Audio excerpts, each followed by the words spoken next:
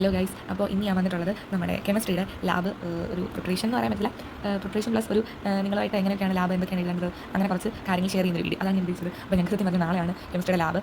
അപ്പോൾ ഞാൻ ഇന്ന് രാത്രിയാണ് വീഡിയോ എടുക്കുന്നത്. ഞങ്ങൾ നമ്മൾ വിളിച്ചു വരുന്നത് അതെല്ലാം കഴിഞ്ഞ് വന്നതേ ഉള്ളൂ.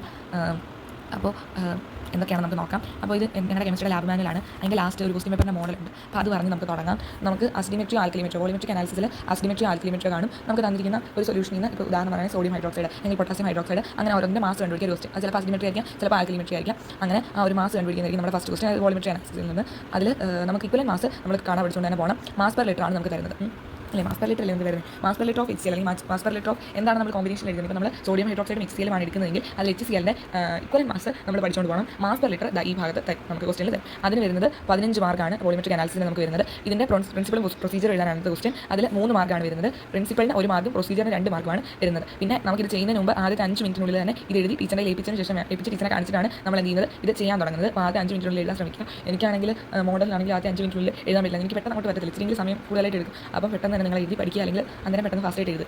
ദെൻ അടുത്തത് സോൾട്ട് അനാലിസിസ് ആണ്. അത് കാറ്റിയോൺ ഏതാണ് ആനിയോൺ ഏതാണ് കണ്ടുപിടിച്ച് അതിൻ്റെ സംഭവം. അതിന് നമുക്ക് 16 മാർക്കാണ് വരുന്നത് സോൾട്ട് അനാലിസിസിന്. അടുത്ത വൈവ ക്വസ്റ്റ്യൻ എന്തെങ്കിലും കാണും, അതിന് 2 മാർക്ക്. നമ്മുടെ പ്രാക്ടിക്കൽ റെക്കോർഡിന് 4 മാർക്ക്. അങ്ങനെയാണ് നമ്മുടെ മാർക്കിംഗ് സ്കീം വരുന്നത്. ഫിസിക്സ് പോലെ തന്നെ 40 മാർക്കിൻ്റെ പരീക്ഷ, 3 മണിക്കൂർ എക്സാം. അപ്പോൾ ഇത്രയാണ് ബേസിക് ആയിട്ടുള്ള കാര്യങ്ങൾ. പിന്നെ ഇപ്പം നമ്മുടെ അസിഡിമെട്രി അല്ലെങ്കിൽ ആൽക്കലിമെട്രിയെ പറ്റി പറയുകയാണെങ്കിൽ ഇതാണ് എൻ്റെ റെക്കോർഡ്.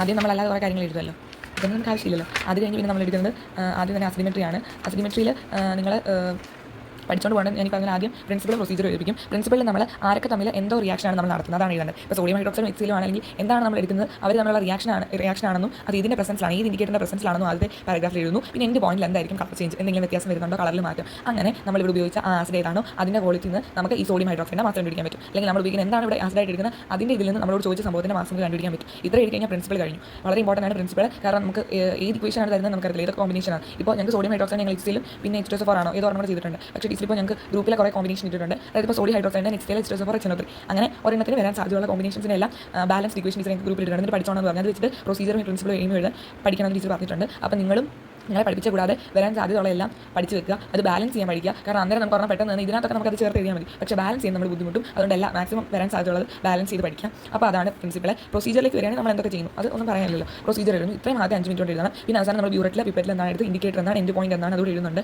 അപ്പം ഇത് മാത്രം എഴുതി കഴിഞ്ഞാൽ നമുക്ക് മാർക്ക് കിട്ടത്തില്ല. ഇത് പ്ലസ് ഇതുകൂടെ എഴുതണം എന്നാണ് എനിക്ക് തോന്നുന്നത്. ഞങ്ങളിതൂടെ അപ്പോൾ അത്രേ ഉള്ളൂ അവിടെ. പിന്നെ നമ്മുടെ കാൽക്കുലേഷൻ്റെ ഒബ്സർവേഷൻ ആൻഡ് കാൽക്കുലേഷനിലേക്ക് വരികയാണെങ്കിൽ ഇതാണ് നമ്മുടെ ഒബ്സർവേഷൻ കോളം ബോക്സ്. ഇതെല്ലാം അറിയാമല്ലോ, ഡീറ്റെയിൽ ചെയ്യണ്ടല്ലോ.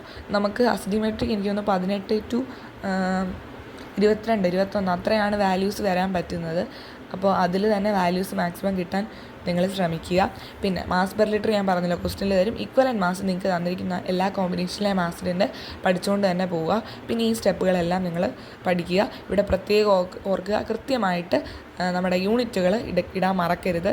എല്ലാ യൂണിറ്റും കൃത്യമായിട്ട് ഇടുക. ഇക്വേഷൻസ് ഒരു സ്റ്റെപ്പും തന്നെ വിടാതെ ചെയ്യുക.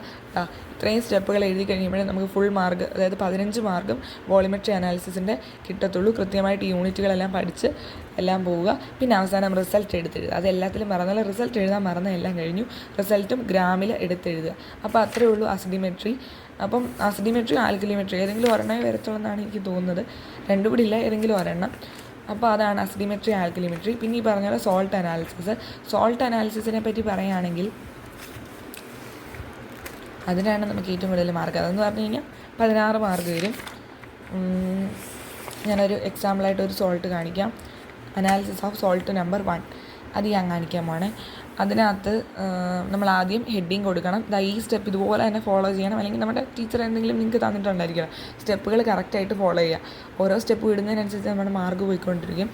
അപ്പോൾ അനാലിസിസ് ഓഫ് സോൾട്ട് നമ്പർ 1, ശേഷം പ്രിലിമിനറി എക്സ്പെരിമെൻറ്റ്. ഇതൊരിക്കലും വിട്ടുപോകരുത്. പ്രിലിമിനറി എക്സ്പെരിമെൻ്റ് എന്ന നിലയിൽ കളർ ആൻഡ് അപ്പിയറൻസ് നോട്ട് ചെയ്തു. എക്സിഡൻറ്റ് ഒബ്സർവേഷൻ ഇൻഫറൻസ് ഉണ്ട് കേട്ടോ. എന്നിട്ടാണ് ഇത് എഴുതുന്നത്. കളർലെസ് ആണെന്ന് കണ്ടുപിടിച്ചു. കാരണം എന്താണ് ഇൻഫറൻസ് അത്ര എഴുതുക.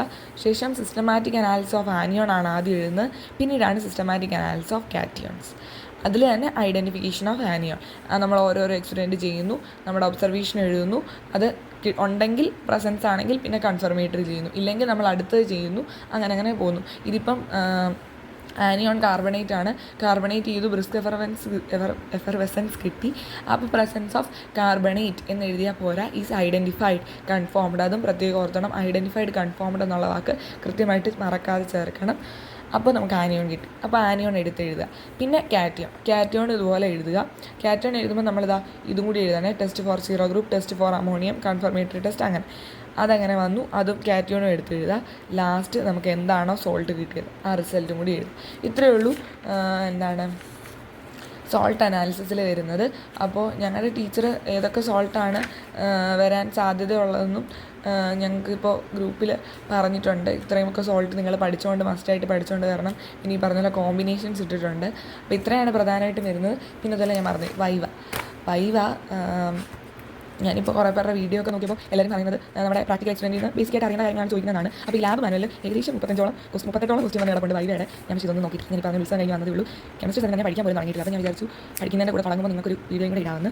ഇത്രയും വൈവ ക്വസ്റ്റ്യൻസ് ഉണ്ട്. ഞാൻ ഇനി സെപ്പറേറ്റ് വൈവയുടെ വീഡിയോ ഒന്നും ചെയ്യുന്നില്ല. നിങ്ങൾക്ക് വേണമെന്നുണ്ടെങ്കിൽ പോസ് ചെയ്ത് നോക്കുക. ഇത്രയൊക്കെ വലിയ ക്വസ്റ്റ്യൻസ് ആണ് ചോദിക്കുന്നത്, ഇതാണ് ചോദിക്കുന്നത് എനിക്ക് അറിയില്ല. ഏതായാലും സമയം കിട്ടുകയാണെങ്കിൽ എനിക്ക് ക്വസ്റ്റ്യൻസ് എല്ലാം നോക്കണം. പിന്നെ എനിക്ക് തോന്നുന്നു നമ്മുടെ ഒരു സ്റ്റെപ്പിൽ നിന്നൊക്കെ എടുത്ത് ചോദിക്കുക അറിയത്തില്ല. അപ്പോൾ എന്തായാലും ഞാൻ കെമിസ്ട്രിയുടെ പ്രിപ്പറേഷൻ വീഡിയോ അപ്പോൾ ഇനി ഞാൻ പഠിക്കാൻ പോവാണ്. അപ്പോൾ ഓക്കെ, ടാറ്റാ, ബൈ ബൈ.